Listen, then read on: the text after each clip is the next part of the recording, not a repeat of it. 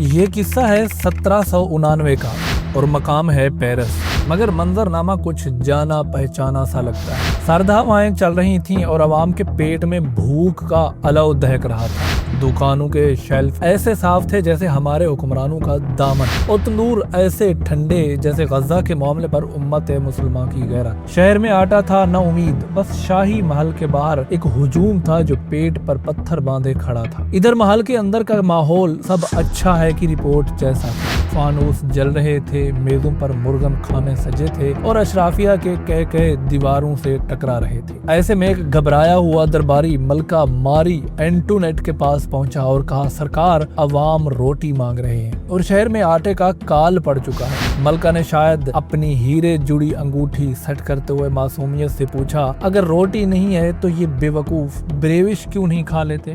بریوش مکھن، انڈوں اور دودھ میں گندھی وہ شاہی ڈبل روٹی ہے جسے کھانے کے لیے دانتوں سے زیادہ قسمت کی ضرورت ہوتی ہے۔ یہ جملہ محل سے نکلا تو پہلے لطیفہ بنا، پھر گالی اور آخر میں گیلوٹین کی دھار بن گیا۔ تاریخ دان آج بھی بحث کرتے ہیں کہ ملکہ نے یہ کہا تھا یا نہیں، مگر عوام نے یقین کر لیا۔ کیوں نہ کرتے؟ حکمران جب بھی منہ کھولتے ہیں لگتا یہی ہے کہ وہ کسی اور سیارے کی مخلوق ہیں جہاں بھوک صرف ڈائٹنگ کا نام ہے۔ اب ذرا پیرس کی گلیوں سے نکل کر اسلام آباد کے شاہراہ دستور پر آ جائے۔ ہمارے ہاں کہانی کا آغاز تاریخ سے نہیں، رات 8 بجے والے ٹاک شو سے ہوتا ہے۔ ہر شام ایک نیا ترجمان سوٹ پہن کر آتا ہے اور ہمیں یقین دلاتا ہے کہ پچھلے 75 سال تو ہم مریخ پر رہے تھے، اصل زندگی تو اب شروع ہوئی ہے۔ اگر ہم لمبی تاریخ کو چھوڑیں اور صرف حالیہ واردات کا ذکر کریں تو 3 سال پہلے ایک عجیب تماشا ہوا۔ ایک منتخب حکومت کو جسے گرانے کے لیے عوام نہیں بلکہ بندوبست کرنے والے بے چین تھے، عدم اعتماد کے نام پر گھر بھیج دیا گیا۔ عمران خان کی حکومت کو جس طرح رخصت کیا گیا وہ ووٹ کی پرچی سے زیادہ ایک ڈرائنگ روم ڈیل کا نتیجہ تھی۔ وہ جمہوریت کم اور سافٹ ویئر اپ ڈیٹ زیادہ تھا۔ تب مخالفین بھی مانتے تھے کہ یہ تبدیلی بہتری کے لیے نہیں بلکہ کسی کی انا کی تسکین اور کسی کے خوف کا علاج تھی۔ مانا کہ خان صاحب کے دور میں دودھ اور شہد کی نہریں نہیں بہ رہی تھیں، لیکن وہ دور کرونا کا دور تھا جب دنیا کی بڑی بڑی معیشتیں وینٹیلیٹر پر تھیں، امریکہ اور چین جیسی طاقتیں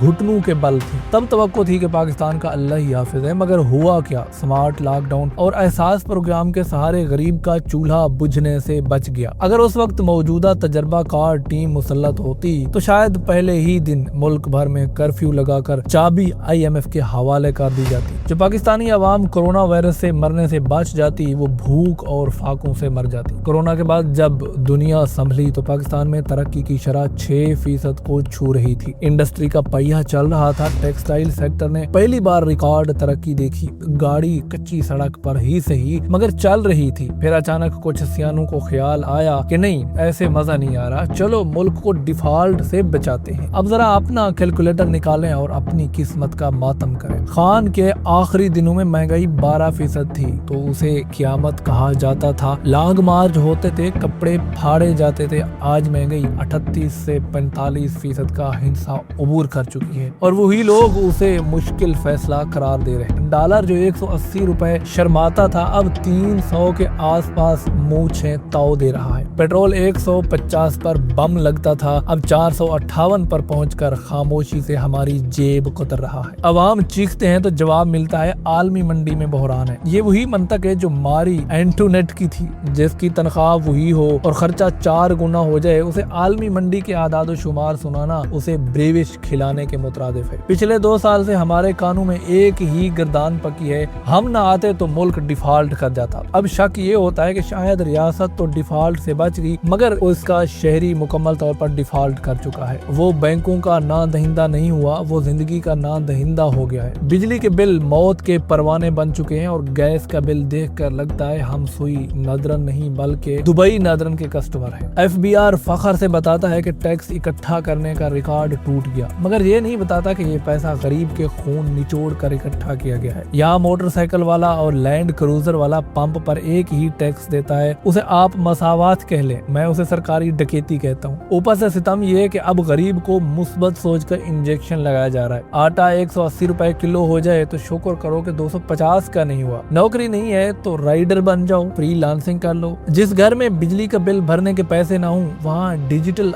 इकोनॉमी के ख्वाब बेचना मजाक नहीं तो और क्या है। जब कोई पूछता है कि बेहतरी कब आएगी तो कहा जाता है हमने बुनियाद रख दी है। ये बुनियाद इतनी गहरी खोदी जा चुकी है कि अब इसमें आवाम की खुशियां और उम्मीदें जिंदा दफन हो रही हैं। कौमी लाए अमल अब बड़ा सादा है, बिजली नहीं मोमबत्ती जलाओ, गैस नहीं लकड़ियां जलाओ, दवाई महंगी है दम करवा लो, और रोटी नहीं तो भाई वही शाही नुस्खा ब्रेविश खा लो। सवाल ये नहीं कि महंगाई का ग्राफ किस बुलंदी को छुएगा, असल सवाल ये है कि हमारी बेहिस्सी और ये ढीठ मुस्कुराहट कब तक हमारा पर्दा रखेगी। हम कब तक खुद को ये लॉलीपॉप देते रहेंगे कि शायद अगले महीने सब ठीक हो जाएगा। तारीख गवाह है कि जब हुक्मरानों को अवाम के पेट की गिड़गिड़ाहट सुनाई देना बंद हो जाए और जब बैलेट बॉक्स की वुकत रद्दी की टोकरी जितनी रह जाए तो फिर ये कब्रिस्तान जैसी खामोशी ज्यादा देर नहीं टिकती। सब्र जरूर करें, कहते हैं सब्र का फल मीठा होता है, लेकिन ये ना भूलें कि सब्र एक दवा की तरह है। अगर उसकी मिकदार हद से बढ़ जाए तो ये दवा नहीं जहर बन जाती है। उसे अपनी खुदकुशी का सामान न बनाए। हमारी बका सिर्फ इसी में है कि हम जागते रहें, अपनी जेब, अपने उजड़े हुए किचन और बच्चों के धुंधले मुस्तकबिल पर सवाल उठाते रहें। हुक्मरानों की ये ब्रेविश पॉलिसियां और सब अच्छा है कि नारे सिर्फ तब तक कामयाब हैं जब तक आवाम के होंठ सिले हुए हैं। जिस दिन ये खामोशी टूटी उस दिन बड़े बड़े ऐवानों के दरो दीवार लरस जाएंगे। इसलिए शौक से खुश रहें, मुस्कुराएं, मगर अपनी इस मुस्कुराहट के पीछे छुपे हुए सवाल को मरने न दें, क्योंकि तारीख बताती है कि जब रियाया की मुस्कुराहट सवाल में बदलती है तो वही सवाल इनकलाब की पहली दस्तक बन जाता है। पिछले 7 वर्षों में 3 अलग रंगों की 3 हुकूमतों ने 3 बार नई बुनियाद रख दी। हर बार नया रंग, नया नारा, नया वर्जन, नई खुशखबरी, सुर्ख, सब्ज, नीला, हर दौर में फाउंडेशन ही फाउंडेशन। अब बस मुंतज़िर हैं कि कोई एक बुनियाद तो ऐसी हो जिस पर कुछ तामीर भी हो, या हम वाकई Guinness book of world record में यूं दर्ज हों, दुनिया में सबसे ज्यादा बुनियादें रखने वाली कौम और उसकी हुकूमत। अब तक जो कौमी प्लान समझ में आया है वो कुछ यूं है,